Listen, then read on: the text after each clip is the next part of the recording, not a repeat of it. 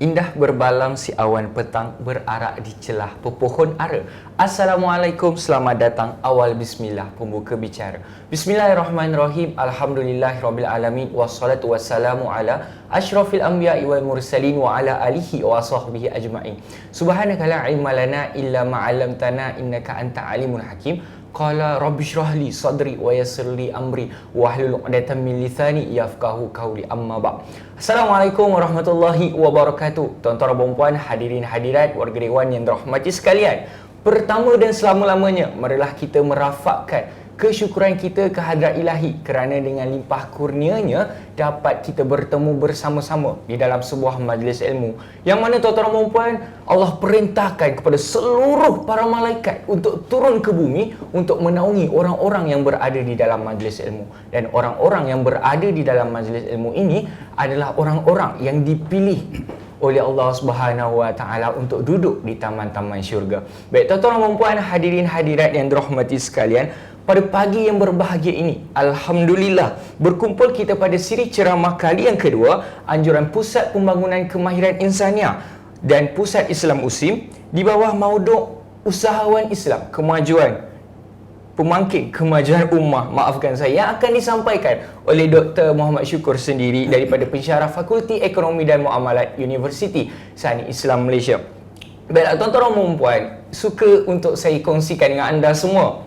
Ini merupakan siri ceramah kali yang kedua. Siri yang pertama bertajukkan Ramadan, komunikasi terbaik keredaan diraih, yang disampaikan oleh Profesor Madya Dr. Abdul Manan, pengarah Pusat Pengajian Teras. Manakala siri yang kedua ini, ceramah kali yang kedua ini yang akan disampaikan oleh Dr. Muhammad Syukur bertajukkan Usahawan Islam Pemangkin Kemajuan Ummah. Apa khabar tuan? Sihat? Alhamdulillah sihat. Alhamdulillah. Baik tuan-tuan dan puan, siri ceramah ini dianjurkan oleh PPKI dengan kerjasama Pusat Islam USIM yang boleh ditonton melalui saluran YouTube PPKI USIM. Baik tuan-tuan dan puan, suka untuk saya kongsikan tentang apa itu Pusat Pembangunan Kemahiran Insaniah. Baik tuan-tuan dan puan, Pusat Pembangunan Kemahiran Insaniah berperanan membantu universiti melahirkan graduan yang holistik, menerusi penguasaan kemahiran insaniah dan mendukung misi USIM menghasilkan ilmuwan serta pemimpin dan profesional yang kompeten berasaskan tradisi keilmuan Islam, nilai-nilai luhur agama dan budaya. Kemahiran insaniah yang perlu dikuasai oleh mahasiswa serta mahasiswi merangkumi aspek-aspek penguasaan kemahiran, iaitu kemahiran berkomunikasi, pemikiran yang kritis dan kemahiran menyelesaikan masalah, kerja berpasukan, pembelajaran berterusan dan pengurusan maklumat, keusahawanan, etika moral dan profesional serta kepimpinan. Justru tuan-tuan dan puan, pengajuran program ceramah bersiri ini integrasi ilmu nakli dan akli dalam kemahiran insaniah atau singkatannya KINAP. Ini bertujuan memberi pendedahan kepada seluruh mahasiswa serta mahasiswi kemahiran insaniah menurut perspektif Islam kepada para pelajar bagi meningkatkan penghayatan nilai-nilai Islam dan kemahiran Islamiah di dalam kalangan para pelajar. Tuan-tuan dan puan-puan, tanpa membuang masa, masa ini telah sampai untuk saya menyerahkan majlis ini kepada Dr. Muhammad Syukur untuk berkongsi tentang Usahawan Islam Pemangkin Kemajuan Ummah kita pada pagi ini. Dengan segala hormatnya, tanpa membuang masa, saya mempersilakan Dr. Muhammad Syukur untuk meneruskan majlis. Tafadhal mashkura. Bismillahirrahmanirrahim. Assalamualaikum warahmatullahi taala wabarakatuh. Terima kasih kepada saudara Faiz atas introduction yang sangat panjang saya rasa dan sangat jelas berkenaan dengan fungsi PPKI dan juga kerjasama dengan Pusat Islam untuk tajuk kita hari ini. Okey, tajuk kita hari ini sangat, saya rasa, nak kata ringkas tidak ringkas, nak kata kompleks tidaklah kompleks sangat Okey, Usahawan Islam Pemangkin Kemajuan Ummah. Bila saya dapat tajuk ni yang diberikan kepada saya tengah fikir, ini forum berniaga Islam ke apa kan? And then in the end saya fikir tak apalah, mungkin kita nak bagi, kita nak spark the idea kepada para usahawan yang ada di USIM ni. Dan saya carilah beberapa maklumat dan sebagainya untuk kita relate kan, daripada skop yang sangat besar sampailah skop yang kecil lagi. Dan ada orang bertanya kepada saya, kenapa usahawan? Kenapa bukan pekerjaan lain? Kan? Tu saya kata usahawan ni bagi saya ni adalah satu tugas ataupun kerja yang mulia lah. Saya boleh katakan. Bukan apa sebab dia berada dalam dua sisi. Maksudnya sisi yang pertama adalah dia jadi usahawan yang baik. Yang kedua dia menjadi usahawan yang tidak baik. Kita tidak naklah pelajar dan juga warga USIM menjadi usahawan yang tidak baik. Kan? Okey, tak boleh kita tengok satu persatu. Okey, keusahawanan pada pandangan Islam, pada definisi ini telah diberikan oleh ulama berkaitan dengan keusahawanan. Okey, perniagaan ataupun jual beli, antara mereka yang memberikan pendapat berkaitan definisi tersebut adalah seperti berikut. Okey, Al-Qurtubi dalam kitabnya Jami' lil Ahkam menjelaskan bahawa perniagaan ataupun jual beli ini adalah kegiatan jual beli antara dua pihak, iaitu penjual dan juga pembeli. Maksudnya kena ada seorang penjual, seorang pembeli. Barulah lengkap satu transaksi usaha perniagaan tersebut. Okey, ini di samping itu Ibn Khaldun juga mendefinisikan perniagaan ataupun jual beli ni sebagai satu cara untuk memeluaskan modal dalam kitabnya Al-Muqaddimah. Okey, kalau kita tengok kenapa semua ulama-ulama kontemporari yang ke depan membicarakan tentang keusahawanan, tentang ekonomi Islam dan sebagainya, sebab semasa ada kesedaran kat situ untuk menggalakkan orang Islam menguasai ekonomi. Dan kalau tengok apa yang disampaikan oleh Ibn Khaldun, dia beritahu perniagaan ni adalah jual beli sebagai satu cara untuk meluaskan modal. Cara meluaskan modal saya bagi contoh secara ringkasnya adalah macam inilah. Kalau saya ada RM1, saya akan cuba untuk mendapatkan lebihan daripada sini. Maksudnya saya akan cuba trade RM1 ni menjadi RM1.50 ataupun RM2. Itu adalah cara kita meluaskan modal. Dan bila semakin besar modal kita, dia akan jadi makin mudahlah kepada kita untuk mengembangkan perniagaan kita. Okey, and then Al-Syaibani dalam kitabnya Al-Iqna' juga mendefinisikan perniagaan sebagai pertukaran wang dengan barang atau barang dengan barang untuk mendapatkan keuntungan. Dia sama ada pertukaran wang dengan barang ataupun barang dengan barang. Maksudnya secara normal yang kita lakukan sekarang ni, kita beli barang menggunakan duit. Bila menggunakan duit ni maksudnya pertukaran duit dan juga barang. Ataupun boleh berlaku juga pertukaran barang dengan barang. Sebagai contohnya saya ada satu device ni, saya tukar dengan saudara Faiz. Saudara Faiz ada device yang tak diperlukan, saya pun tak diperlukan, saya tukar dengan Faiz. Maksudnya itu pertukaran barang dengan barang. Itu pun maksudnya berlakunya perniagaan di situ. Okey. Dia banyak definisi saya dapat daripada ulama-ulama Islam yang bercerita tentang keusahawanan ni.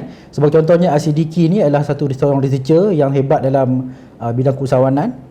Dalam dia punya artikel Economic Enterprise in Islam, dia definisikan usahawan ni sebagai seorang yang mempunyai kemahiran dan keupayaan dalam menggabungkan pelbagai faktor pengeluaran yang diperlukan bagi menghasilkan keperluan. Okey, sebagai contoh kenapa terhasilnya device ini, kenapa terhasilnya laptop, kenapa terhasilnya kamera, kenapa terhasilnya semua device yang diperlukan untuk membantu kita.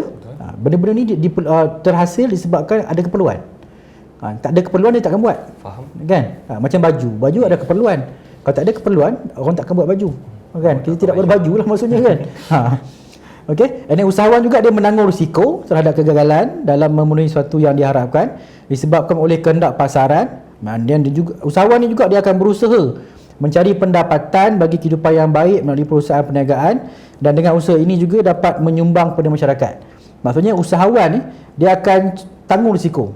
Mana ada orang meniaga tak ada risiko. Betul. Kan? Sebagai contohnya kalau saya cakap kat saudara Faiz nak tak meniaga dengan saya, tak ada risiko. Zero risk. Kan? Bila ada zero risiko ni, scammer lah. Okey. Maksudnya saya sedang scam Faiz. Kan? Itu bahaya kena hati-hati, kena tahu perniagaan tu macam mana, scammer ni macam mana. Sebab saya terlibat juga dengan membanteras scammer di peringkat USIM lah. Dan kita tahulah macam mana scammer datang ke USIM, macam mana apa yang ditawarkan, apa yang dibuat. Saya selalu bagi contoh kepada pelajar dalam kelas dan juga kepada saya rasa kepada para penonton hari ini. Contoh mudah macam ni lah. Saya selalu bagi contoh kepada sahabat-sahabat saya yang lain juga.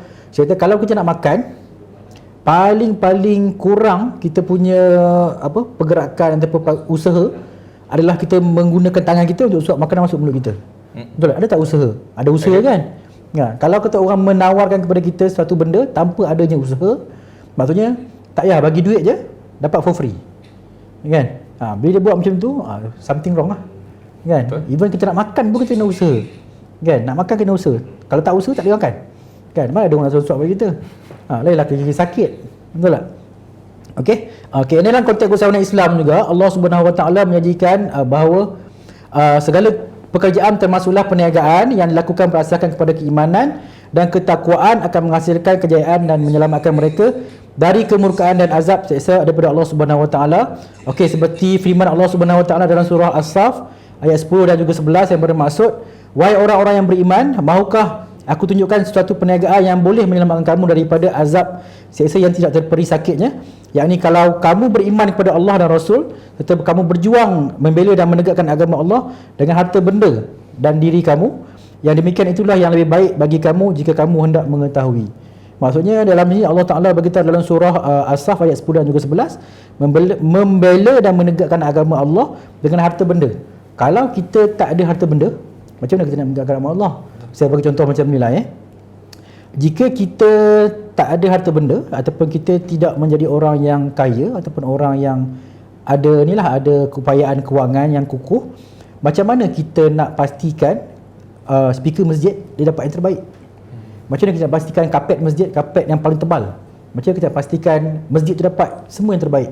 Saya bagi contoh lah, even kalau kita nak cat masjid pun, kan, cat yang lebih tahan 5 tahun, 10 tahun tu, cat tu mesti mahal sikit. Bila beli cat yang mahal, mesti menggunakan duit. Siapa yang nak bagi duit kepada kita? Kan? Kita nak mengharap kepada siapa? Nak harap orang derma. Orang derma patut, dia kalau dia kaya boleh derma. Tahunya di kalangan orang-orang kaya ni, orang-orang usahawan lah kebanyakannya. Okey, dan juga dalam tajuk kita hari ini, saya akan menceritakan juga tentang konsep al-falah lah dalam usahawanan. Sebab yang saya nampak sekarang ini, trend yang berlaku di Malaysia dan juga di dunia, ramai orang yang menjadi usahawan tetapi dia tidak mencapai konsep al-falah tu, ataupun dia tidak mencapai matlamat al-falah tu. Kalau kata macam saudara Faiz azan di pusat Islam setiap hari kan, dia mesti ada hayya 'alal solah, hayya 'alal falah. Kan? Bila saya fikir balik, konsep tu memang dah diterapkan dalam Islam sangat lama. Cuma kadang-kadang kita rasa tak apalah, azan biasa je. Apa al-falah yang diterapkan tu, yang Allah Ta'ala sahut kita untuk buat, even dalam solat sekalipun. Kan? Sebab saya ambil, kalau perniagaan saya selalu ambil dalam solat. Kadang-kadang ada yang bertanya saya, kenapa bila masa sesuai untuk jalankan perniagaan? Saya tanya, bila sembahyang subuh? Kalau sembahyang subuh habis pukul 6, kan? Maksudnya pukul 6 tu jangan tidur dah. Dah boleh ready untuk buka perniagaan. Kalau buka nasi lemak tu maksudnya rehat-rehat, prepare, pukul 7 dah boleh buka nasi lemak. Dan bila kita buka awal, kita memudahkan urusan orang. Dan kalau kita tutup awal pun tak ada masalah. Bila perniagaan akan berakhir? Ada yang bertanya saya, kan? Saya kata paling lambat lepas isyak lah. Lainlah kalau dia berniaga di mall untuk pukul 10 malam, kan? Dan juga lainlah kalau kata dia berniaga di kawasan-kawasan yang perlu ditutup lebih pada pukul 10 malam. Tapi kalau tanya saya bermula pukul berapa, habis pukul berapa, dia bermula selepas subuh dan dia berakhir selepas isyak. Kan? Dalam Islam simple je. Kalau lepas isyak kita habis semua transaksi kita dan kita tidur, kita rehat, insya-Allah kita akan cukup masa sampailah ke subuh pagi esoknya. Subuh bukanlah pukul 2 pagi, saudara Faiz. Ya, betul. Kan? Subuh pukul 6. Kan? 5 lebih. Itu yang saya katakan, sebab ada ramai di kalangan usahawan kita yang kadang-kadang dia suka melewat-lewatkan. Kan? Bila kata dia bekerja sampai larut malam, 2-3 pagi, in end apa yang akan berlaku? Dia akan bangun lambat. Bila bangun lambat, subuh dah kantoi lah. Kan? Di kalangan para pelajar kita pun saya rasa, yelah, ramai yang bertanya, saya perlu bangun pukul berapa? Saya perlu bermula pukul berapa? Ada yang bagi tahu, okey, masyarakat Cina ada segi amalannya bangun awal. Masyarakat India buat apa? Kan, pukul berapa patut exercise, pukul berapa patut sihat. Sebab kalau kata saudara Faiz baca entrepreneurial ataupun successful people habit ataupun yang ciri-ciri usahawan berjaya, yang memang orang yang berjaya ni adalah orang yang luar biasa. Maksudnya saudara Faiz pun luar biasa daripada saya. Kan, mana nak tahu kan? Mungkin bangun pukul 3 pagi qiyam mulai dan sebagainya. Sebab orang yang biasa-biasa dia tak berjaya pun. Biasa-biasa maksud saya macam inilah. Subuh habis pukul berapa, saudara Faiz? Subuh habis pukul berapa? 7 lah kita ambil Dia sembahyang subuh pukul 6.59. Aduh. Dia di kalangan orang biasa-biasa. Okey? Lepas tu kalau kata asar habis pukul apa? Asar habis pukul contohlah dekat-dekat maghrib kan. Dia sembahyang memang, kalau kita kata ni dia memang hujung-hujung lah, dia ambil yang hujung-hujung betul. Alasan dia kata tak apalah, saya nak jimat ambil wuduk. Tak sepatutnya berlaku dia nak sekali terus. Itu dia kalangan orang-orang yang biasa lah, yang melengah-lengahkan masa, yang dia tidak mencapai al-falah lah nanti in the end-nya. Dari segi masa pun Allah Subhanahu Wa Taala dah ajar kita cara kita jaga masa kita. Nak jaga masa mudah je. Ada orang tanya macam nak buat, simple je. Ikut waktu solat. Kalau boleh solat awal waktu, insya-Allah rezeki tu tak akan putus. Okey. Okey, konsep al-falah ni dia merangkumi 5 prinsip, iaitu rezeki yang halal. Okey, kena rezeki yang halal. Nak tahu kita ni tak berjaya, rezeki kita dapat semuanya halal. Okey. And then konsep qanaah, bersyukur ataupun reda dengan apa yang kita perolehi. Apa kita dapat, kita rasa macam alhamdulillah, ini adalah rezeki untuk hari ini. Itu adalah konsep qanaah yang ada. Okey, dan seterusnya adalah petunjuk. Kita nampak kita ada ruang, kita ada peluang. Kita patut menjadi lebih baik. Semakin kaya, semakin hebat kita jadi usahawan, kita patut jadi semakin baik. Okey? Semakin baik. Semakin baik maksudnya dia bukanlah orang kata dia bermewah-mewah, joli, buat pelik-pelik lah. Dia patut makin tunduk. Sepatutnya macam tu. Okey, and then sa'adah, kebahagiaan, dan juga jannah ni adalah syurga lah. Okey, ni adalah ganjaran yang terakhir yang paling besar sekali adalah syurga. Okey, nak mendapatkan kebahagiaan, saudara Faiz kena faham sebab kita nampak orang kaya, dia ni ada kereta Mustang, GTR, apa benda lagi kereta yang ada di muka bumi ni, kan, Tesla dan sebagainya. Bila dia ada kereta-kereta besar yang macam tu, dia rasa dia cukup lah. Tapi dia tak dapat yang kat kebahagiaan. Saadah tu tak ada kepada dia. Setiap hari kepala dia serabut, dia fikir aku nak buat apa? Kenapa ada orang hutang tak bayar? Kenapa ada macam ni? Kenapa ada macam tu? Sebab sepanjang pengalaman saya berbicara dengan usahawan-usahawan, saya dah bicara dengan ramai usahawan. Ada usahawan Muslim yang sangat sederhana dan memang sangat kaya, dan ada usahawan Muslim yang baru nak kaya tapi kehidupannya sangat luar biasa. Luar biasa maksudnya adalah dia berbelanja lebih daripada apa yang dia dapat. Contohnya kalau dia untung 1 juta, dia belanja 1 juta, 1.5 juta. Dia dah tunjuk kat orang yang dia berjaya. Dia kata aku berjaya, aku kena pakai lebih daripada orang lain. Kita tak perlu jadi macam tu. Sebab saya dinasihatkan oleh usahawan yang berjaya ni, apa yang dia bagi tahu kepada saya adalah, jika nak jadi doktor, nanti doktor dah berjaya, nanti doktor jadilah diri sendiri. Maksudnya kalau saudara Faiz sebelum ni macam tu perangainya, peramah, baik, rajin solat dan sebagainya, lepas dah kaya, lepas jadi usahawan yang berjaya, kekalkan momentum tu. Tak perlu jadi macam hujung-hujung, kan, makin sombong, kan. Lepas tu bila pergi borak dengan kawan, letak kunci kereta atas meja, kan. Tak perlu semua tu, kan. Cukuplah, dan orang kata cukuplah untuk kita je. Kita je tahu. Kita je tahu. Sebab kat sini kalau kita tengok, ini adalah konsep zuhud lah. Konsep zuhud ni di mana ramai di kalangan sahabat-sahabat saya yang orang kata yang ada konsep zuhud tu dalam diri dia. Dia seorang usahawan yang berjaya, duit yang sangat banyak, tapi zuhud. Dia kata tunggangan yang dia ada sekarang ni, dia ada tunggangan yang terbaik lah, contohnya Mustang. Kita rasa hebat dah. Bagi dia kata tak apa dah, ini adalah Allah bagi kepada saya, kan. Bila masa pun Allah akan bagi kepada Tuhan pula. Sebab sekarang ni Allah bagi peluang kepada saya untuk saya pakai Mustang ni, kan. Just make sure yang saya ni lupa diri tu pun tak lupa diri. Saudara Faiz boleh tengoklah ramai usahawan di Malaysia sekarang ni, ada yang lupa diri, ada yang tak lupa diri lah. Lupa diri yang macam mana? Makin kaya makin jauh dengan Tuhan, kan. Bila in the end dah hujung-hujung sikit, dah insaf, kembali balik ke Tuhan, kan. Dia kena faham konsep ketuhanan ni bukan kita cari bila perlu, kan. Dia bukan paracetamol makan 2 kali sehari dan sebagainya, bukan cari makan bila perlu. Dia konsep dia perlu sentiasa. Dia tak boleh suka-suka, rasa nak ambil, tak nak tak payah. Time bulan puasa pakai pergi ke umrah, masjid dan sebagainya, sedekah dan sebagainya. Habis bulan puasa raya membazir sebanyak yang mungkin, kan. Open house di rumah dia kambing 50 ekor, kambing boleh, kan. Lepas tu buat habis-habisan lah, sampai membuang-buang, kan. Okey, ini konsep al-falah ni juga kita dapat fahami sebagai pencapaian yang cemerlang dalam seluruh aspek kehidupan manusia sama dari segi ketaatan, kerohanian, kemendaan dan juga akhlak. Okey, selain itu kejayaan dalam skop perbincangan ini juga berkait rapat dengan konsep barakah. Nampak kita ada al-falah, kita ada barakah. Barakah ni Yusim selalu promosikan barakah. Macam mana kita nak pastikan yang kita ni konsep barakah tu wujud. Apa ciri-ciri barakah yang saudara Faiz tahu? Ciri-ciri barakah tu kalau tanya saya lah, apa yang saya faham tentang keberkatan. Berkat macam mana tu? Berkat macam mana bila kita dapat satu rezeki tu, kita rasa cukup sentiasa. Selalunya kadang-kadang selalulah kan kita borak-borak, kita tanya dengan kawan-kawan kita, kadang dorang mengadu dengan kita, kata dorang rasa macam tak cukup aja, rasa macam rasanya tak guna lagi, tapi kenapa dah nak habis duitnya, macam tu lah. So bila keberkatan tu kita dapat rasa bila duit ataupun rezeki yang kita dapat tu cukup untuk diri kita, untuk orang lain. Okey, betul saudara Faiz. Barakah ni dia konsepnya simple Dia tak semestinya banyak baru cukup, tak semestinya sikit tak cukup.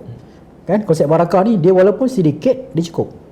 Kan? Banyak lebih daripada cukup, dia boleh memberikan manfaat kepada orang lain. Itu konsep barakah. Sebagai contohnya, kita ada RM10 dalam poket kita. Kan? Kita dah tak ada pening kepala.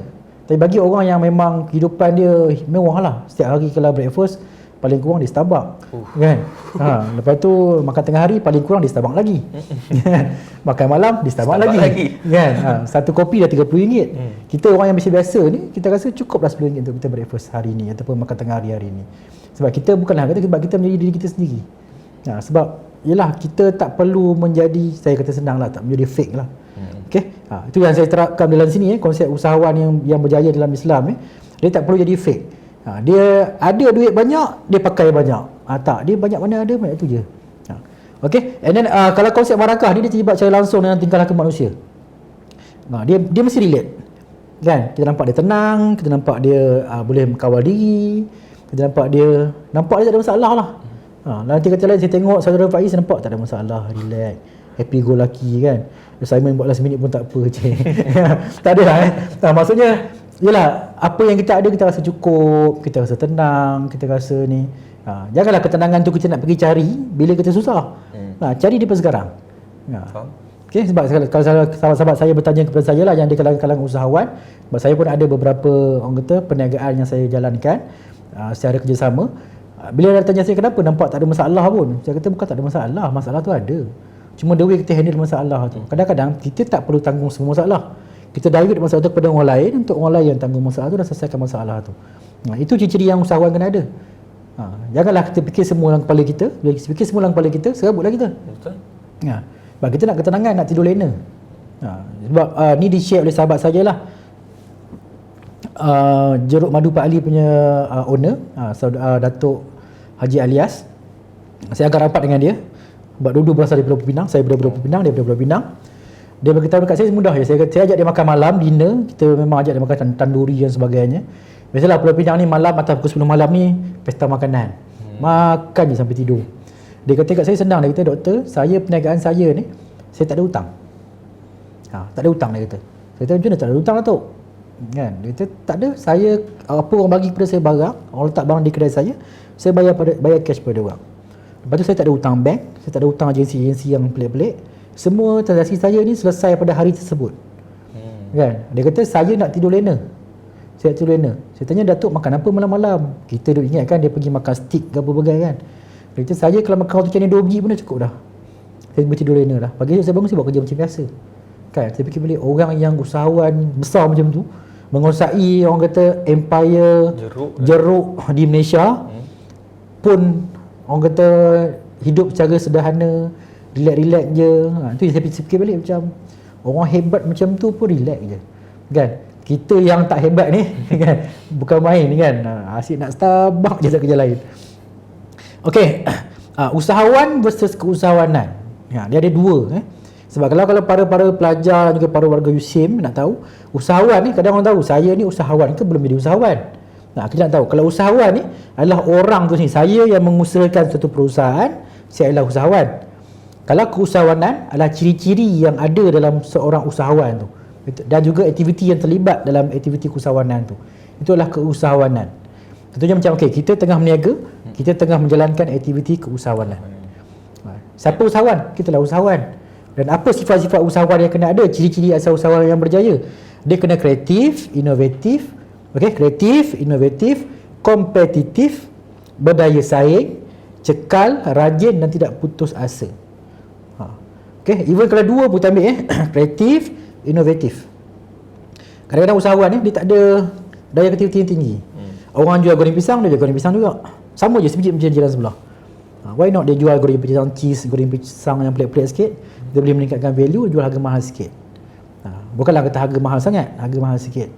Kan? Itu adalah kreatif dan juga inovatif. Dia kena innovate something new. Kalau kata dia tak innovate something new, dia bukan usahawan yang berjaya, tak ada ciri-ciri itu lagi. Kalau dia kata okey, saya lah bos, saya lah kuli, dia masih seorang peniaga yang biasa. Dia bukan usahawan lagi. Dia belum mencapai tahap level usahawan lagi. Dan kenapa saya kata macam tu?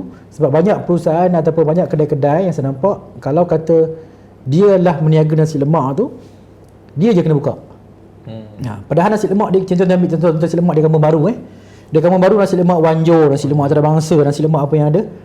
Kita tahu tak siapa owner dia? Tak tahu siapa owner dia. Yang kita tahu perniagaan dia buka setiap hari. Dia start pukul 8 pagi, dia tutup pukul 10 malam sebagai contohnya. Kan? Itu adalah perniagaan, itu adalah usahawan yang berjaya. Kan? Itu baru betul buka bisnes. Kan? Bukanlah setiap hari dia bangun, dia buka stall, dia demam, stall tutup. Kan? Dia ada urusan keluarga, nak kena ambil anak sekolah sebagainya, tutup kedai. Itu belum sampai lagi kita. Even masa pun tak tempat kita nak asingkan. Maksudnya kita belum sampai jadi usahawan berjaya lagi. Okey, dan seterusnya adalah usahawan berjaya ni dia kena kompetitif. Dia bukan marah kepada kompetitor dia. Kan? Contohnya okey, saya mengusahakan nasi lemak, Saudara Faiz mengusahakan nasi lemak juga. Bila dua mengusahakan nasi lemak, kita tak boleh marah orang sebelah. Kan? Kalau saya kata okey, Faiz tak boleh lah Faiz meniaga nasi lemak. Saya nak meniaga nasi lemak seorang je kat sini. Dekat USIM saya seorang je nak menguasai nasi lemak. Saya tak boleh. Saya kena kompetitif. Saya kena mungkin buat delivery, saya tukar packaging, saya tukar lauk, tukar menu dan sebagainya. Saya kena kompetitif. Kena bersaing secara sihat. Okey, dan seterusnya adalah berdaya saing. Ada daya saing yang tinggi. Bukanlah kena kalau dalam usahawan ni selalunya maki tu biasalah. Bukanlah maki yang tak baik Kadang kita nak coaching, nak menaikkan semangat dia. Bukanlah maki benda-benda yang pelik-pelik Kadang kita kata kau ni macam pemalas kan, usaha sikit, jangan tidur je. Kadang tu biasalah dalam usahawanan. Sebab saya pun dalam kelas saya akan tegur pelajar direct je. Saya kata kalau boleh, kalau kata semester jualan RM300, bagi dengan 6 bulan, sebulan RM50. You jual ke you buang masa? Kan? You macam buang masa je, saya kata. You tak jadi usahawan pun. Dan ada di kalangan pelajar kelas saya yang jualan je sebulan RM200,000. Ni real lah, ni reality. Ada di kalangan para pelajar saya.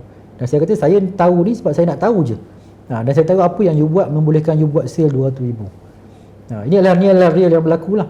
Dan dia kata saya divert saya punya task kepada orang lain. Tak semua saya kena buat sebab saya pun sibuk, dia kata. Saya kata tak apalah kalau sibuk. Baguslah the way you divert tu, dan you ada organisasi yang mantap dan you ada sales team yang hebat. Dia boleh kembangkan perniagaan lah. Ini ada Okey, dan seterusnya adalah cekal, rajin dan juga tidak berputus asa. Okey, ini kenapa perlu jadi usahawan dan apa impak pada ummah? Sebab kita cerita kan usahawan ummah kan. Okey, meningkatkan ekonomi ummah yang pertama. Okey, kita nak ke ayam kita dibekalkan oleh orang non-muslim? Nak ke kambing, lembu korban kita dibekalkan oleh orang non-muslim? Kita nak tingkatkan ekonomi kan. Ekonomi kita kena kuasai semua secara keseluruhannya. Tapi nak kuasai semua secara keseluruhannya, kita kena bermula daripada sikit dulu. Tak boleh terus masuk, orang kata kamikaze kan, masuk kedah je semua kan. Tak boleh. Dia kena bermula sedikit dahulu. Okey, and seterusnya adalah menaik taraf kehidupan masyarakat.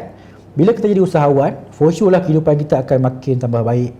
Sebab selalunya orang yang ada duit, kita lebih nampak orang ni berduit. Nampak saudara Faiz ni, okey ni berduit ni, handsome semacam ni. Kan? Okey.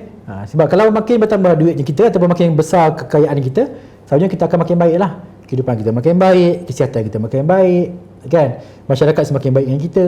Kalau kita makin kaya tapi masyarakat makin membenci kita, maksudnya something wrong lah tu. Kena buat checklist, something wrong, mesti something wrong. Okey, dan seterusnya adalah melahirkan dan mewujudkan ekosistem ekonomi yang seimbang. Okey, kita nak lahir dan juga wujudkan ekosistem ekonomi yang seimbang. Kita nak seimbangkan, nak balance kan. Sebab kita tahu bidang keusahawanan ni adalah bukan bidang favourite yang dikuasai oleh orang Islam lah. Okey, kalau di Malaysia ni dia banyak dikuasai oleh orang yang non-Muslim. Tapi nak memastikan seimbang, kita kena involve. Siapa nak involve? Kita lah. Kalau kita tak buat, siapa yang nak buat? Okey, sebenarnya adalah memastikan kebajikan ummah terpelihara. Kebajikan ummah ni maksudnya paling simple macam ni lah. Kalau kita kaya, kita kena pastikan jiran sebelah rumah kita tidak berlapar. Bayangkanlah kita jutawan, jiran sebelah ni rumah macam nak roboh, kan? Baru tak makan seminggu dah, kan? Maksudnya kekayaan kita tak ada manfaat pun. Itu kena pastikan kebajikan ummah. Itu yang jiran di sekeliling, belum kira masyarakat lagi. Kalau kita makin banyak duit, makin kekaya kita, patutnya masyarakat makin baik. Dan kalau masa contohnya masa zaman Khalifah tak salah saya Umar Al-Khattab lah di mana bila nak cari orang-orang yang miskin tak jumpa. Bukan tak jumpa sebab dia rasa dia tak miskin. Kadang tanya, betul ke tak jumpa? Ada je orang miskin, tapi dia tak mengaku dia miskin. Dia kata tak, jangan bagi kat aku, bagi kepada orang lain. Sebab aku tak cukup miskin, aku ada lagi makanan untuk dimakan. Sampai tahap tu saya kata macam hebatnya masyarakat time tu kan. Okey, dan seterusnya adalah mewujudkan masa depan yang mapan. Maksudnya masyarakat yang seimbang, masyarakat yang stabil. Sebagai contoh lah macam ni, kita baru krisis ayam dekat Malaysia ni. Betul. Dah huru-hara lah semua kan. Barulah tengok siapa kuasai pasaran, siapa kenapa tak ada orang Muslim dan sebagainya. Kalau kita baru nak bermula bela ayam, orang lain dah start ekspor ayam, kita lambat lah. Kita lambat. Sebab sekarang ni saya nampak satu usaha yang sangat baik dilakukan oleh ramai usahawan Muslim, di mana apa yang kita buat adalah kita dah start masuk involve dalam sistem ekonomi yang dikuasai oleh non-Muslim lah. Sebagai contohnya macam frozen, ada juga bela ayam, lalu supply ayam. Banyak dah syarikat Muslim yang sedang masuk. Dan kita sebagai orang Islam, kita patut bantu dan kita patut sokong dia. Okey, kita tengok keusahawanan sebagai kerjaya pilihan sebab pada para pelajar, para warga USIM. Okey, kenapa kena jadikan keusahawanan sebagai kerjaya pilihan? Tak boleh ke kalau kita kerja makan gaji? Boleh, tak ada masalah. Tapi kalau kita nak lebih, kita jadi usahawan. Okey, dan kita kenapa kena jadikan keusahawanan sebagai kerjaya pilihan? Kan? Ni apa orang kata dipromot oleh Kementerian Pengajian Tinggi KPT. Kata kalau sekurang-kurangnya pelajar kalau keluar mesti ada entrepreneurial skill. Entrepreneurial skill ni maksudnya kalau sebut tentang keusahawanan ni tahu untung, rugi, balik modal dan sebagainya. Janganlah jual barang pada harga modal. Kalau jual barang pada harga modal tak untung apa-apa. Tak dapat apa-apa lah. Sia-sia lah. Kadang-kadang dia kata nak buat jariah, dia kata jariah pun fikir diri sendiri juga kan.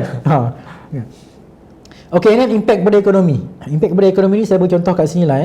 Contohnya macam zakat.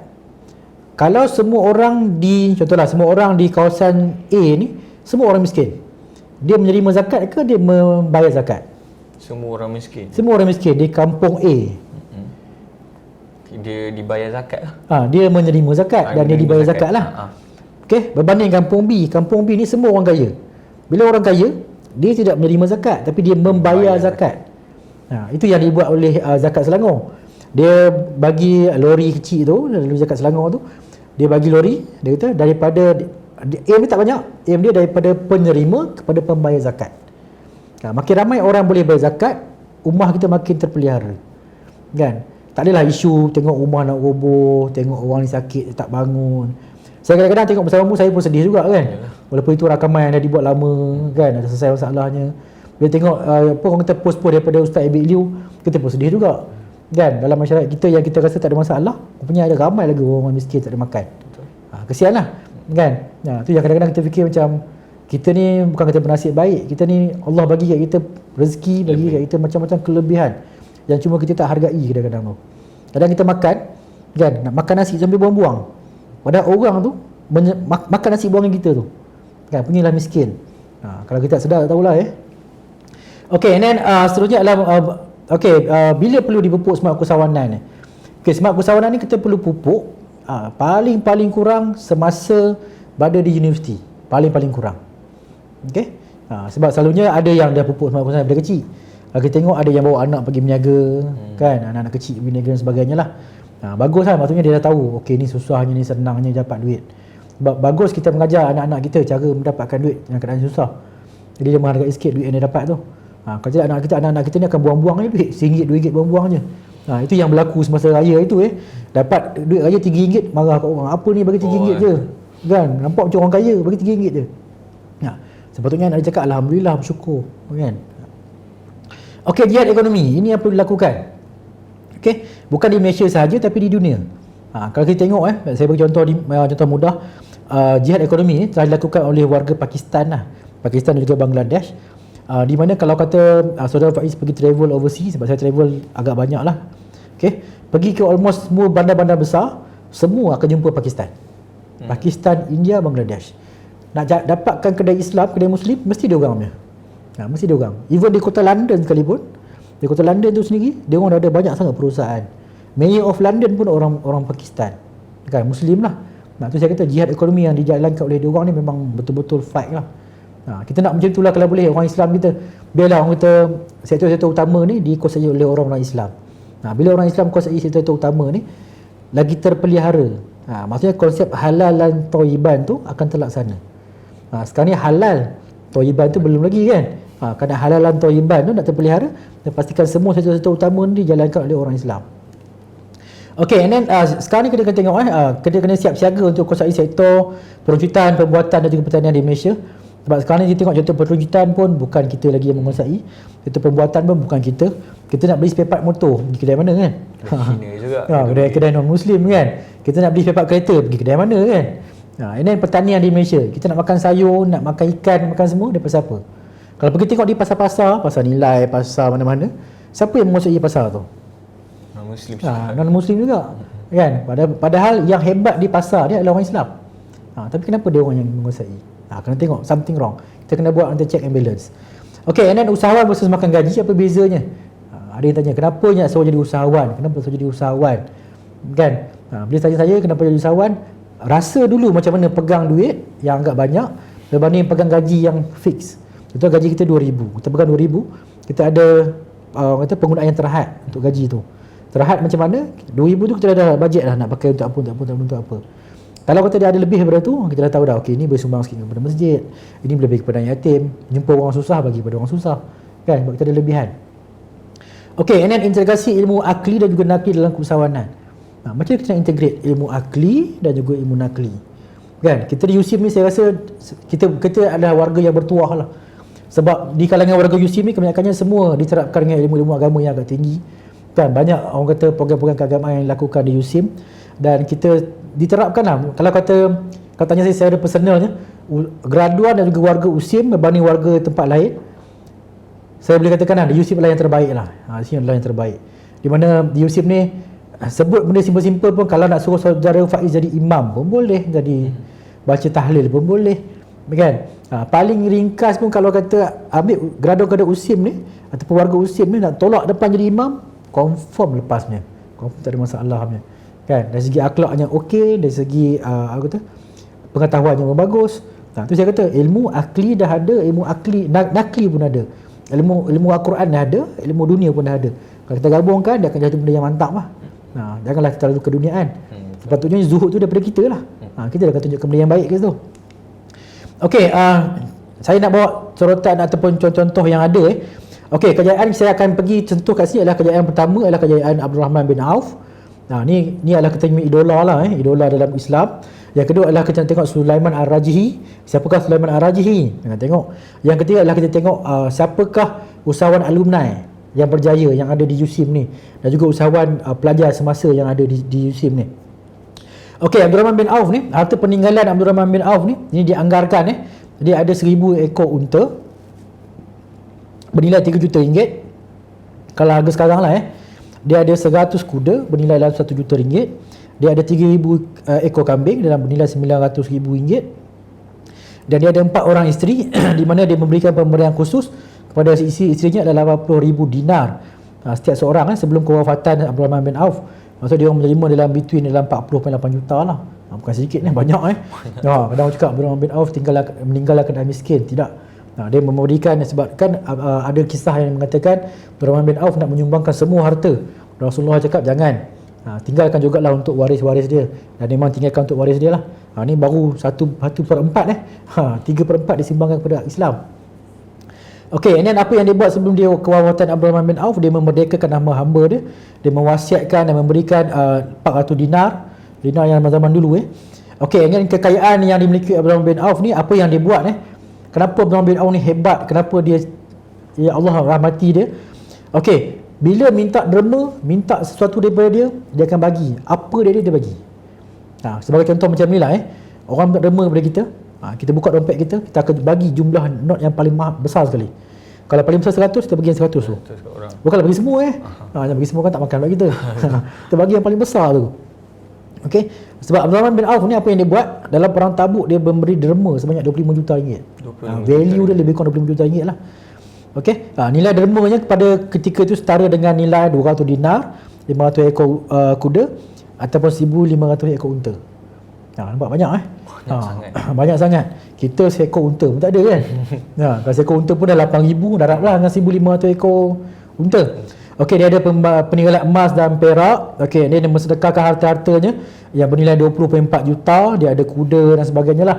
Okey, Abdul Rahman bin Auf ni dicuba untuk menjadi miskin, kan? Mungkin tuan-tuan dan perempuan dan juga warga USIM tahukah kisah yang di mana Abdul Rahman bin Auf balik daripada perang Tabuk, dan Rasulullah beritahu, Rasulullah bersabda, dia beritahu, dia kata Abdurrahman bin Auf dengar Rasulullah beritahu dia orang yang paling cepat timbangannya atau paling cepat masuk syurga adalah orang ataupun paling cepat yang dihisap untuk masuk syurga adalah orang yang miskin sebab tak ada harta, kan? Maksudnya check and balance ataupun buku dia tu senanglah nak tengok, kan? Oh, harta kau RM30 je, tak apalah, tak ada buat apa pun, maksiat tak buat, okey masuk syurga contohnya. Abdurrahman bin Auf dia rasa bersalah. Dia kata, ya Rasulullah, aku ni orang kaya, macam mana aku nak buat lah? Dia cuba untuk menjadi miskin, kan? Ya, ini adalah kisah yang ada kisah yang agak masyhur lah. Saya tak tahulah ni kisah Israiliyat ke apa ke, tapi bagus untuk pedoman kita lah. Untuk dari segi fadail amal kita bagus. Di mana balik daripada perang Tabuk tu, dia ada selang masa yang agak lama di mana kurma-kurma daripada pedagang-pedagang kurma ni tidak didagangkan, dan banyaklah kurma-kurma start busuk. Dan Abdurrahman bin Auf kata, tak apalah, yes, ini adalah waktu yang terbaik untuk aku miskinkan diri aku. Daripada kata dia nak masuk syurga, kan? Beza orang yang nak masuk syurga dengan kita. Dia ada harta tapi nak masuk syurga. Dia kata tak apalah, dia nak miskinkan diri dia. Apa yang dia buat, kan? Dia gunakan semua harta yang dia ada, dia beli semua kurma daripada pedagang-pedagang kurma tu dengan harga semasa. Maksudnya harga kurma elok, kan? Contohnya, okay, kalau harga kurma elok RM10 sekilo, harga kurma busuk RM5 sekilo, Abdurrahman bin Auf beli harga RM10, beli harga semasa, harga elok. Dia borong semua kurma. Dan kalau tengok kat Madinah time tu, tak ada seorang pun ada kurma busuk, dia seorang je ada, kan? Dan dia rasa, Abdurrahman bin Auf rasa, yes, tak apalah, aku dah jadi miskin, kan? Aku dah beli barang yang tak boleh pakai, mestilah rugi, kan? Okey, ini apa yang berlaku? Time tu berlakunya satu wabak di Yaman. Di mana wabak tu, doktor kat sana bagi tahulah, ni nak cure wabak ni, satu solution ni adalah kena gunakan kurma busuk. Okey, ada utusan daripada Raja Yaman datang ke Madinah, jumpa, tanya orang Madinah, siapa ada kurma busuk? Okey, Raja Yaman nak beli. Okey, dia kata, okey, sekarang ni memandangkan semua orang dah jual pada Abdurrahman bin Auf, tak apalah, kau jumpalah Abdurrahman bin Auf, kan? Dan Abdurrahman bin Auf, tak apalah, dia kata dia ada kurma yang busuk ni, berapa banyak nak, kan? Utusan daripada Yaman dia beritahu, dia kata tak apalah, kita nak beli semua. Berapa harga? Utusan Yaman beli dengan harga 10 kali ganda daripada harga semasa, kan? Bukan makin miskin, double kekayaan dia, 10 kali ganda, kan? Tu saya kata betapa barakahnya orang kata rezeki Abdurrahman bin Auf ni. Maksudnya dia belanjakan harta di jalan Allah. Allah tahu dia betul sifat dalam diri dia tu, duit yang dia ada tu dia belanjakan semua jalan Allah, tak habis-habis, kan? Tak habis-habis. Tu saya kata, kalau kata jadi usahawan yang berjaya, usahawan Islam yang baik, kita rezeki kita takkan, orang kata takkan putus, dia akan mencurah-curah, kan? Kita tak tahu dia bersumber yang mana, akan datang, semua pintu akan dibuka. Okey, ni Abdurrahman bin Auf. Okey, kita mengidolakan Abdurrahman bin Auf. Kalau sebelum Abdurrahman bin Auf, kita tahu Rasulullah SAW pun terlibat dalam perniagaan semasa membantu Sayyidatina Khadijah untuk berniaga, kan? Sayyidatina ni adalah seorang peniaga dan berkahwin dengan Rasulullah SAW lah. Ibu Rasulullah pun buat aktiviti perniagaan, kenapa tidak kita, kan? Betul. Sebahagian daripada sunnah juga. Okey, and then ada orang tanya, kenapa Abdurrahman bin Auf ni hebat sangat? Kenapa dia sangat masyhur dalam orang kata dalam kisah-kisah dan juga riwayat-riwayat yang ada di kalangan sahabat-sahabat. Dan ada yang semasa penghijrahan pertama kaum Muhajirin daripada Mekah ke Madinah, dalam 70 orang dia berpindah ke Mekah ke Madinah. Abdurrahman bin Auf dia salah seorang yang berpindah ke sana dan dijumpa dengan seorang usahawan yang sangat kaya di Madinah semasa tu. Dan usahawan tu bagi tahu, dia kata, okey, aku ada 2 orang isteri dan aku adalah orang paling kaya di Madinah. Apa yang kau nak? Kalau kau nak isteri aku akan ceraikan seorang, bagi pada engkau. Dan kalau kau nak harta, kau nak duit, aku akan bagi pada engkau. Apa jawapan daripada Abdurrahman bin Auf? Abdurrahman bin Auf cakap, okey, aku tak nak apa-apa pun. Kau tunjukkan dekat aku di mana pasar untuk aku berniaga, kan? Dengar boleh simple lah, kan? Tunjuk pasar, berniaga, kaya, kan? Macam happy ending, kan? Tapi kita tak tahu sifat dia macam mana. Di mana Abdurrahman bin Auf berniaga dengan start 2 dinar, kan? Dia start berniaga 2 dinar, dia jual, kalau zaman sekarang ni kita boleh katakan margarin lah kot. Margarin, yogurt. Dia jual benda-benda yang macam tu je. Dia jual unta, dia jual kuda, kan? Dan juga ada dikisahkan yang dia menjual unta pada harga semasa. Dia beli harga 1000 unta tu, dia jual harga 1000. Orang tanya dia, Abdurrahman bin Auf, kau beli harga 1000, kau jual harga 1000, kau tak untung pun, kan? Abdurrahman bin Auf ni dia kata, tak, aku bukan untung kat unta, aku untung menjual tali unta. Tali unta tu, sebenarnya dia aim untuk jual tali unta. Itu dijual unta. Orang boleh jual unta, mesti beli tali unta sekali. Betul tak? Dia harga lain. Dan dia buat tali unta yang cantik sikit lah. Zaman tu orang suka menghias unta. Dia dapat keuntungan dari situ, Kan kadang orang kata betul ke dia ni beli harga ni jual harga ni kan. Padahal itu bukan aim dia. Dia nampak ke arah lain. Sebagai seorang usahawan ni, kadang-kadang apa yang kita pandang, sisi yang kita pandang ni tak sama macam orang lain pandang. Orang nampak kita rugi, orang nampak kita macam ni, kita macam tu. Padahal kita dah nampak sisi lain. Okey, prinsip Abdul Rahman bin Auf dalam masa perniagaan ni. Okey, kenapa dia boleh berjaya? Pertama, dia berniaga dalam transaksi cash. Tak ada hutang lah maksudnya tiada tawaran kredit. Sebab kita tahu kalau kita start terlibat dengan hutang, kebarangkalian untuk kita terlibat dengan riba tinggilah. Berterlibat dengan riba ni kan diperangi oleh Allah dan juga Rasul. Kan? Riba ni dia akan merosakkan masyarakat dan merosakkan sistem. Sebagai contoh lah riba ni contoh macam Along lah. Pinjam RM10 bayar RM500. Kan? Berapa ratus kali ganda tetap pasti. Abdul Rahman bin Auf senang. Ambil barang, bayar. Tak ada duit jangan beli. Kan? Kalau nak sangat dia bagi sedekahkan je.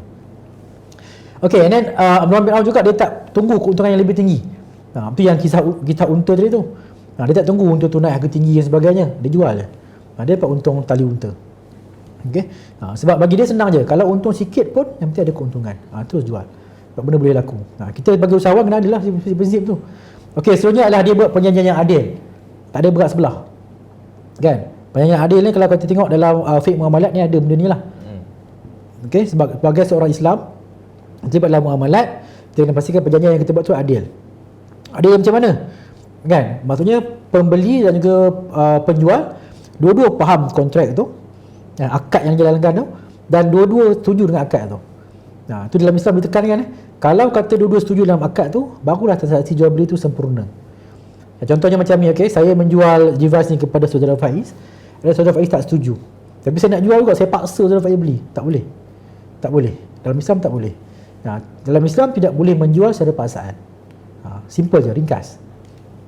Okey. Nampak macam mana Allah rahmati hidupan dia, macam mana sampai sekarang ni masih hadir lagi perigi Abdul Rahman bin Auf yang dibeli daripada orang Yahudi. Katanya kan diselang-selang kan. Orang Yahudi guna time ni, orang Islam guna time ni.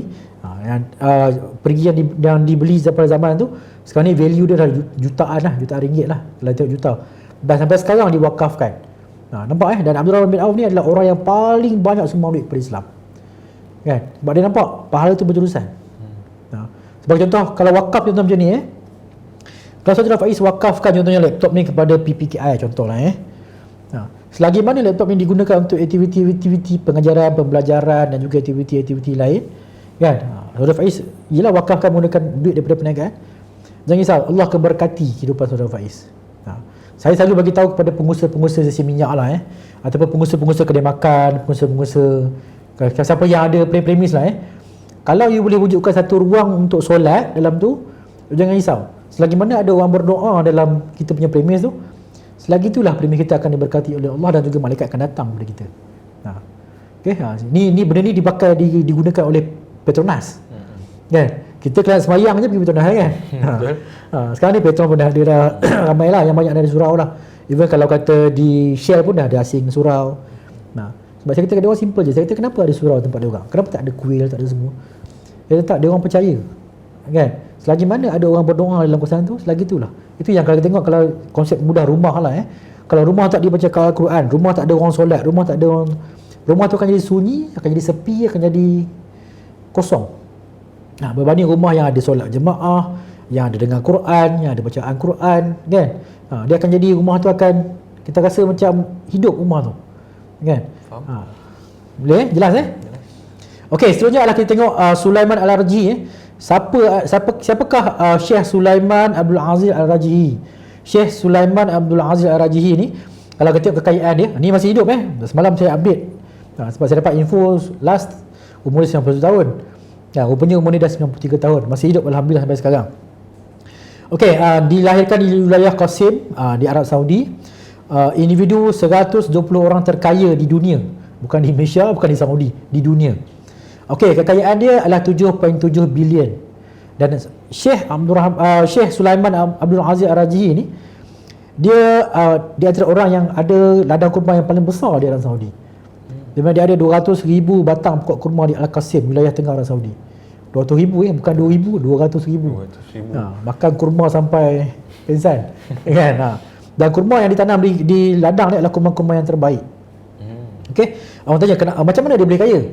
Okey, Syekh Sulaiman Abdul Aziz Ar-Rajhi ni, dia buka First Islamic Banking untuk Raji Bank. Dia adalah pengasas Raji Raji Bank. Dia buka di London. First dia buka di London. Zaman tu dia jumpa orang daripada Bank of London, wakil daripada Bank of London. Dia beritahu, okey, kalau zaman tu orang simpan duit bawah bantal, bawah macam-macam lah. Dia kata, okey, kita akan buka perbankan Islam di mana orang lebih percaya dan orang akan menggunakan platform kita dan orang akan simpan dalam ni, dan kontrak kita semua kontrak yang telus. Dia start bermulanya di London. And then baru dia start berkembang, dia kembali ke Saudi, dan sekarang dia menjadi bank terbesar di Saudi lah. Dan dia ada cawangan di Malaysia lah, Raji Bank ni. Okey, dia ada Raji Bank, pengasas yayasan Sulaiman Abdul Aziz Ar-Rajhi, mengasaskan ladang ternakan ayam di Timur Tengah, peternakan udang, proyek harta tanah dan pelaburan. Okey, pencapaian yang paling tinggi adalah dia disenaraikan sebagai orang terkaya di dunia, menerima hadiah antarabangsa Raja Faisal, King Faisal, kerana dedikasikan separuh kejayaan untuk amal. Dan pada tahun 2012 tu, King Faisal bagi dia satu penghargaan lah kepada dia.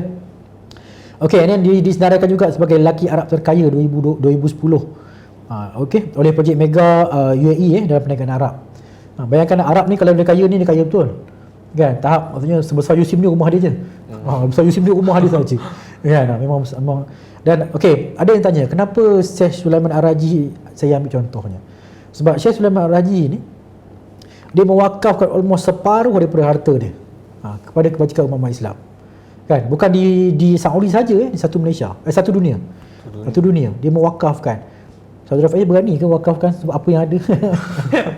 Kan? Kita apa yang kita ada, kita wakafkan habis. Kan? Dan memang dia sekarang ni bukanlah dia hidup dalam keadaan miskin. Dia hidup dalam keadaan sederhana. Kalau baca kisah-kisah dia sekarang, Syekh Sulaiman Ar-Rajhi ni, dia nak kebahagiaan, dia nak ketenangan, dia tak nak pening kepala. Dia nak macam tu. Dia nak hidup dalam keadaan yang sederhana dan dia tak serabut. Dan sekarang ni perniagaan dia semua diuruskan oleh anak-anak dia. Nampak orang yang kaya di dunia ni nak kehidupan yang sederhana je. Bayangkan kita yang biasa-biasa ni nak kehidupan yang luar biasa. Kan? Rumah kalau boleh nak 10 bilik. Kan? Okey, seterusnya adalah kejayaan usahawan alumni kita. Usahawan alumni kita yang baru ni dikunjungi oleh warga Yusim. Ke tempatnya adalah Hasnuri lah. Di mana datangnya perkataan Hasnuri tu? Hasnuri tu daripada Hasbullah, Nuri tu adalah Nuriyah lah. Ini adalah alumni FAM, Fakulti Ekonomi dan Muamalat. Okey, berapa sale dia last year, this year, agak-agak berapa Saudara Faiz? 1.5 juta. Oh, okey. Hampir. Okey, sale dia last year, ini sale lah, saya cerita sale lah. Sale dia maksudnya dia punya jualan dia. Jualan dia last year dalam 40 ke 50 juta lah. 40 hingga 50 50 juta. Wow. Makan tak habis tau. Kan? Kalau dia ambil gaji dia sebulan sejuta pun, 12 bulan dia boleh pakai 12 juta. Kalau dia sebulan, ada lagi balance. Okey, pada tahun 2022 ni kan, dia ditemu ramah dan juga diwawancara oleh warga Yusim. Apa target dia? Kan, dia kata target saya untuk tahun 2022 sales saya adalah 120 juta. Lagilah banyak. Maksudnya setiap kalau dia pakai sebulan 10 juta untuk dia hidup, banyak banyak lagi. Kan? Setahun 120 juta. Kan? Okey, dan dia base di Johor lah. Kadang tanya, kenapa nampak dia macam senang je kaya, tiba-tiba naik tu jadi kaya kan? Dia kata tak. Kalau kata pada pelajar dengan orang Muslim nak tahu, dia bermula dengan sangat-sangat susah. Susah yang macam mana? Okey, dia bermula dengan modal 10,000 lah. Dia pergi ke, orang kata pergi ke Golok di Kelantan. Di Kelantan. Dia borong barang-barang Toto dan sebagainya, barang di Kelantan, sebadan Kelantan Thailand. Dia jual. Kan, ada masa dia untung, ada masa dia rugi. Dan suami dia sebagai dia berhenti kerja lah. Kalau tu kita buka butik. Kalau kita tengok, kalau baca sejarah dia, dan tahulah macam mana dia naik perlahan-lahan. Dan dia set momentum untuk diri dia nak jual secara besar-besaran satu Malaysia menggunakan sistem agent dan juga dropship. Sistem yang digunakan ni betul dan bawa dia ke jarak yang betul. Itu yang terhasilnya Hasnuri sekarang lah. Dan di tempat dia, di premis dia, di kilang dia, memang diterapkan macam tu lah. Diterapkan usrah, diterapkan bacaan Al-Quran, diterapkan sembahyang berjemaah, diterapkan perkara-perkara yang macam tu. Hidupkan orang kata makanan rohani dalam. Betul, tepat sekali. Dan dia punya penasihat syariah pun yang berbahagia Dr. Kamilin lah. Dan alhamdulillah lah, semasa Yusim berkunjung ke tempat dia tu, nampak dia bagi tahu staff dia semua pakai pakaian putih. Kan rasa macam, yelah kita rasa macam Allah, indahnya kan. Tenang. Tenang, bukit putih kan. Macam kita pergi umrah, pergi haji kan, tengok bukit putih je semua kan. Itu yang saudari Hasnuri ni, Nuriyah ni lah Hasnuri ni datang daripada Hasbullah dan juga Nuri. 120 juta. Kalau orang kata senangnya kaya, tak. Dia bermula dengan keadaan yang sedikit dan dia menjadi besar dan besar. Itu saya kata kalau seorang usahawan, dia kena besar, dia kena ada orang kata dream big. Aim high, dream big. Kalau tak ada aim high, dream big ni susah sikit. Kita asyik macam tu, tak apalah, meniaga untuk RM20 cukup lah. Kan? Takut tak ke mana kalau fikir memang macam tu je lah. Kan? Lepas tu pakai kalau kata kita meniaga nasi lemak, kalau kita pakai kerusi yang petak tu hampir reput kerusi tu. Kan? Tak kerti nak beli. Lepas tu kalau pakai kita punya payung tu, sampai berlubang payung. Selotip payung kita sekeliling kita tampal. Kan? Selotip sini tapi nak jimat. Padahal kalau saudara besar pun ada macam tu. Dia keep tukar. Okey, sebenarnya adalah kejayaan usahawan alumni. Ini adalah saya menyaksikan sendirilah. Kejayaan usahawan alumni kita yang ni. Ini adalah saudara Zulfakar lah. Daripada FSU ke? FSU.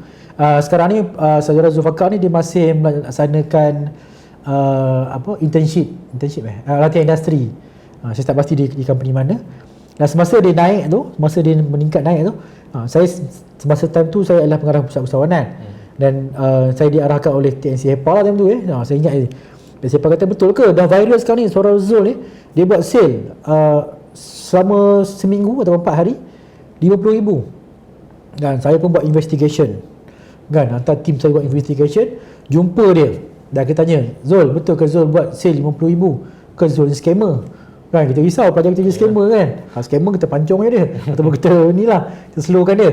Okey, apa yang berlaku? Dia kata, doktor, saya minta maaf lah Saya kata, kenapa? Kenapa minta maaf? Ada masalah ke? Dia tak, sebenarnya saya punya sale bukan RM50,000. Sale saya RM56,000. Kata, ya Allah, tinggi lagi rupanya. Sangat santai dan juga relax. Dan akan tengok dia punya produk dia sangat simple. Dia buat cokoja dan dia buat di rumah ayah dia di Nilai Impian. Pekerja asal dia ada 4 orang macam tu saja. Seorang masak coklat dan 2 orang ni buat packaging dan seterusnya buat labeling lah. Dia jual macam tu. Dia gunakan sistem yang sama. Dia ambil order semua banyak lalu, kemudian baru dia hantar produk. Tu saya kata kreatif. Kan, jarang dapat usahawan yang kreatif macam ni. Okey, then next year tu dia beritahu saya, doktor, saya dah sewa kilang di Nilai 7. Kan, saya pergi tengok kilang dia, ya Allah, kilang macam tak semenggah kan. Baru lagi. Pergi tengok macam tu kan. Lepas tu sekarang pergi tengok, ya Allah, cantiknya kilang. Kan. Lepas tu sekarang ni dah tambah kilang je dah. Bayangkan seorang usahawan pelajar masih belajar di USIP, dah jadi seorang usahawan dan juga sale dah jutaan ringgit lah setahun. Tak silap saya, Zulfakar ni dia ada buat bisnes baru. Betul. Dia buat bisnes baru. Mula-mula ialah banyaklah dia bertanya saya dekat mana, kat kedai-kedai makan, mamak dan sebagainya.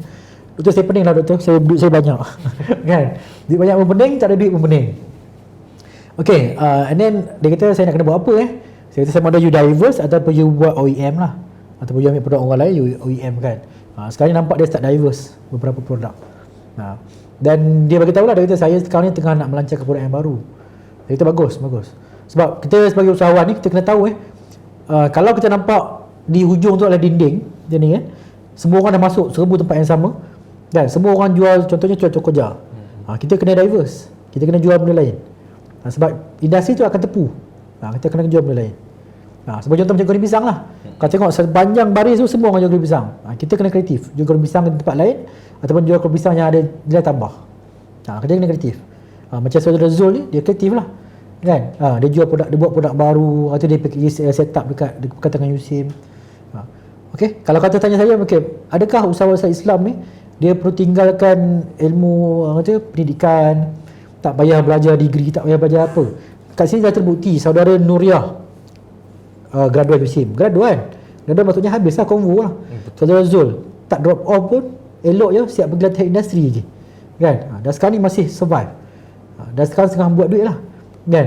Last time tengok dalam Facebook dia, bawa wife dia naik helikopter kan. Betul. Saya pun tengok juga dekat Instagram dia. Kita tengok helikopter je kan, dia bawa naik helikopter kan. Itu ya Allah, rezeki kan. Okey, apakah rahsia kejayaan dia orang ni? Okey, kita tengok kejayaan orang. Sedap lah tengok kejayaan orang Kalau tengok kalau warga USIM tengok kejayaan orang ni, syok lah Orang ni duit juta-juta, ni kaya, ini hebat, ini pakai kereta besar. Kan? Tapi kita ni sebagai orang yang biasa ni, apa yang kita nak belajar daripada orang? Saya selalu tekankan pada para usahawan, pada warga USIM, kalau boleh tengok kejayaan orang, belajar sesuatu daripada kejayaan orang. Janganlah kita tengok kejayaan orang, yelah dia kaya, dia tak apalah dia senang, dia tak apalah dia ada masa. Jangan gunakan macam tu. Berapa sebab kita sebagai orang yang orang kata ada ilmu ni, kita apa yang kita buat kita kena belajar daripada tengok, buat survey, tengok surrounding, belajar daripada kejayaan orang dan jadi sebagai pembelajaran tu untuk bantu kita. Okey, yang pertama adalah bijak mengambil peluang, menghadapi cabaran, dan menguruskan operasi perniagaan dengan baik, sentiasa meninjau peluang-peluang yang baru. Okey, sebagai usahawan nak make sure yang kita boleh membangunkan rumah. Okey, tak berputus asa, rajin bekerja, bayar zakat, takut kepada Allah. Sebagai bagi contoh macam ni sebab kadang-kadang kita ni baru berniaga di pasar malam. Negeri di pasar malam ni buka pukul 4 petang lah sampai pukul 10 malam lah macam tu. Baru buka berniaga di pasar malam, tak seberapa tu. Kan? Sembahyang asar dah kantoi. Kan, dah tertinggal. Sembahyang maghrib lagilah. Time maghrib tu lah ramai orang. Betul. Kan? Kita mana sempat nak sembahyang? Orang ramai. Saya dah pelik tak sempat nak sembahyang. Kan? Dia tak tahu ke sembahyang, yelah nak sembahyang tu berapa rakaat je. Kan? 3 rakaat maghrib. Lepas tu dia boleh delay sembahyang kan. Nak kemas ke nak apa ke, dia boleh sembahyang isyak selepas dia selesaikan kerja-kerja dia. Kan? Tapi yang saya jumpa itu yang berlaku. Reality. Dan kita tak habis-habis. Yelah Tuhan tak bagi rezeki kepada saya. Bukan nasib saya. Kan? Saya tak tahulah kenapa. Selalu dikeluarkan macam tu. Betul. Kan? Even bukan nak kata ni bazar Ramadan, sama je. Kan? Orang azan dia boleh berhenti buka puasa. Kan? Kita berniaga pun buka puasa, tak sembahyang. Kan? Jadi saya rasa macam itu satu kerosakan yang dalam masyarakat kita boleh bantulah. Baru yang tu, belum kira buka bengkel, belum kira kita buka bengkel motor, bengkel kereta. Alasan tangan kotor lah. Kan? Kita nak sembahyang. Ya Allah, sabun kat dunia ni, saya ingat beribu jenis sabun dia pakai kan. Boleh dah pakai sunlight ke pakai apa kan. Even nampak kalau tak jaga solat, macam mana Allah jaga kita? Simple je. Kan? Kalau tanya rahsia kejayaan untuk bangun ke rumah dan sebagainya, cerita tentang bangun ke rumah, diri sendiri pun tak terbangun. Itu kita kena renungkan balik. Sebab saudara saya lah ni saya sangat terkesan lah dengan apa yang dikongsikan oleh Dr. Anwar Muhammad, sahabat saya. Saya tanya dia, Ustaz, konsep khalifah ni macam mana Ustaz? Konsep khalifah ni dia adalah konsep khalifah yang terpakai dalam keusahawanan, dalam menguruskan harta dan sebagainya. Jadi Ustaz Anwar bagi tahu saya, dia kata konsep khalifah ni kalau you nak faham, simple je. Jangan sampai you jadi ketua keluarga, jangan sampai you jadi pengarah, jangan sampai you jadi apa. Konsep khalifah ni semudahnya adalah you boleh menjadi khalifah kepada diri sendiri. Kan? Kalau diri sendiri pun menyimpang, kan? Nak jadi usahawan berjaya. Sembahyang tidak. Subuh dah memang bukan kata gajah je dah kan. Subuh dinosaur. Kan? Lepas tu zakat tak keluarkan. Dapat duit pergi enjoy, pergi buat benda bukan-bukan, benda-benda yang maksiat. Siapa yang bawa kita ke benda maksiat? Adakah orang tarik? Adakah siapa tarik? Saya boleh katakan tak. Kita sendiri yang bawa diri kita ke situ. Sebab kan kita, siapa yang bawa kan? Contohnya siapa yang menentukan saudara Faiz datang ke sini? Saudara Faiz tu kan? Saya sendiri. Kan? Siapa yang start motor? Ni start kan? Bukan pengarah pusat Islam yang start kan? Bukan pengarah PKI yang start kan? Nampak konsep khalifah semudah tu. Kita kena faham. Kalau diri sendiri pun dah, saya boleh katakan terma-terma hipster sekarang ni, diri sendiri pun dah ke laut kan? Diri sendiri pun tak terbawa ke mana-mana. Jangan sembang lah pasal nak bawa masyarakat dan juga ummah kan? Bawa diri sendiri dulu jalan yang betul, barulah bawa ummah. Okey, secara kesimpulannya, kita kesimpulannya. Okey, sebab kan sebelum kita bercerita panjang, terus kesimpulannya. Okey, umat Islam ni Islam menggalakkan umatnya untuk mencari dan mengumpul harta melalui aktiviti perniagaan dan memanfaatkan jalan Allah. Okey, Islam menggalakkan, sangat menggalakkan. Konsep harta dalam Islam, semua harta dan juga aset yang ada ni semua dimiliki oleh Allah Subhanahu Wa Taala. Allah adalah orang kata pemilik yang paling besar lah. Dan kita sebagai khalifah, kita cuma menguruskan je harta tu. Kalau kita uruskan jalan yang baik, akan dapat pahala lah. Kalau uruskan jalan yang tak baik, akan dapat dosa lah. Sebagai pengurus. Macam mana kita nak tahu kita ni bukan tetap pengurus? Sebagai contoh, ni banyaklah di-share kepada kita. Sebagai contoh, kalau kita meninggal, boleh tak saudara Faiz meninggal, saudara Faiz bawa jam ni masuk dalam kubur? Tak boleh. Tak boleh. Dan kita sendiri tak boleh tentukan yang kita nak jam ni masuk dalam kubur kan? Sebab orang yang mandikan kita, orang yang kapankan kita. Even kain buruk pun tak boleh bawa.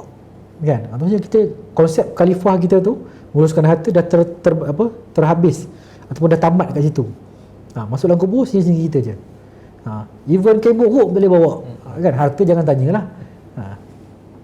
Okey, and then seorang usahawan perlu rajin, berani menghadapi cabaran dan menerapkan nilai Islam dalam perniagaannya. Dia kena rajin, dia kena usaha, dia kena bersedia menghadapi cabaran lah. Okey, and then semakin ramai usahawan Islam yang kaya dan juga berjaya, sepatutnya penguasaan ekonomi di segala umat Islam lebih terpelihara. Okey, ini kutipan zakat dapat dipertingkatkan jika ramai usahawan yang boleh dihasilkan. Amal usahawan ni maksudnya ramai orang yang boleh bayar zakat.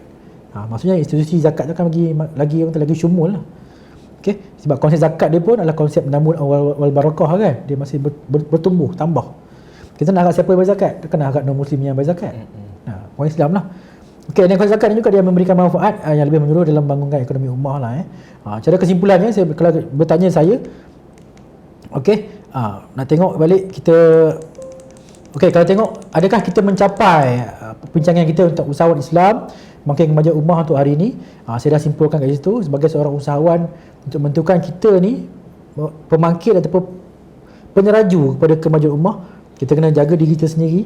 Kita kena, orang kata kalau kita polish diri kita tu untuk menjadi lebih berkilat dan berkilau, kita kena jadi permata. Dan dari permata ni patutnya menyinari orang lain lah. Kalau dulu kan guru umpama lilin, ni kena spotlight lah spotlight solar.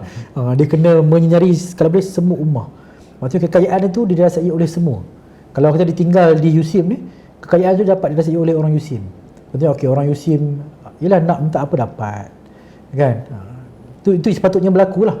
Okay? Kalau dia sebagai usahawan Islam tapi dia dibenci dan orang tak suka dengan dia, dan kekayaan yang dia ada tak membawa dia kepada jalan Allah, kita kena buat check and balance lah.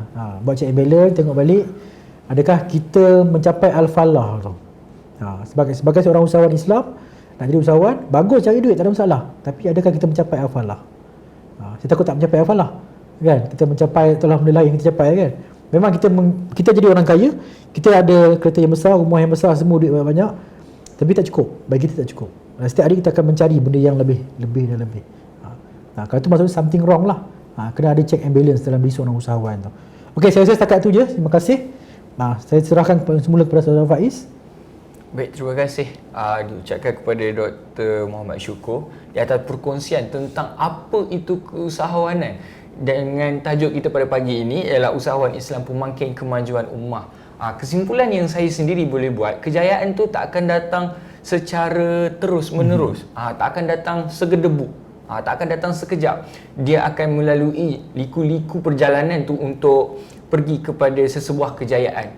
Dekat sini suka untuk saya kongsikan satu petikan daripada ceramah Ustaz Syamsul Debat. Katanya apa? Katanya, ajarlah bila kita dah berkeluarga, ajarlah sesiapa pun, kawan-kawan kita, isteri kita, anak-anak kita tentang erti kebahagiaan. Jangan ajar mereka tentang erti kekayaan, tetapi ajarlah mereka tentang erti kebahagiaan. Sebab apa? Sebab bila mana kita ajar mereka tentang erti kebahagiaan, mereka tahu tentang erti kesyukuran. Baik, tuan-tuan dan puan-puan, para penonton yang dirahmati Allah Subhanahu Wa Taala, mudah-mudahan apa yang telah dikongsikan oleh Dr. Syukur sebentar tadi kita dapat aplikasikan dalam kehidupan seharian kita. Saya dekat sini, saya rasa bersemangat nak buat aktiviti keusahawanan ni sebenarnya, tuan-tuan. Baik, para penonton yang dihormati sekalian, sebelum saya akhiri program kita pada pagi ini, suka untuk saya kongsikan tentang Pusat Pembangunan Kemahiran Insaniah PPKI dengan kerjasama Pusat Islam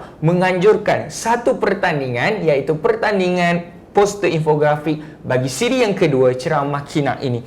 Baik, tajuk adalah usahawan Islam pemangkin kemajuan ummah. Berikut adalah syarat penyertaan poster. Yang pertama, terbuka kepada seluruh staf dan seluruh pelajar. Yang kedua, poster infografik mempunyai rumusan dan butiran daripada video ceramah siri yang kedua ini. Ciri-ciri poster hebahan. Yang pertama, saiz poster adalah 1080 piksel kali dengan 1350 piksel. Yang kedua, ada logo PPKI dan logo Pusat Islam. Yang ketiga, pertandingan ini dibuka bermula 23 Jun 2020 sehingga 30 Jun 2020 jam 12 malam. Poster perlu dihantar ke email ini, iaitu nurazlinhamzah@usim.edu.my. Sekali lagi saya ulang, poster perlu dihantar ke email ini, iaitu nurazlinhamzah@ www.usim.edu.my dan pemenang akan diumumkan menerusi FB PPKI pada 4 Julai 2022. Jom tonton video ini untuk tahu tentang lebih lanjut. Sekian sahaja daripada saya mengendalikan majlis ceramah pada pagi ini. Yang baik itu datang daripada Allah, yang tak baik itu datang daripada diri saya sendiri. Wabillahi taufiq wa hidayah. Wassalamualaikum warahmatullahi wabarakatuh.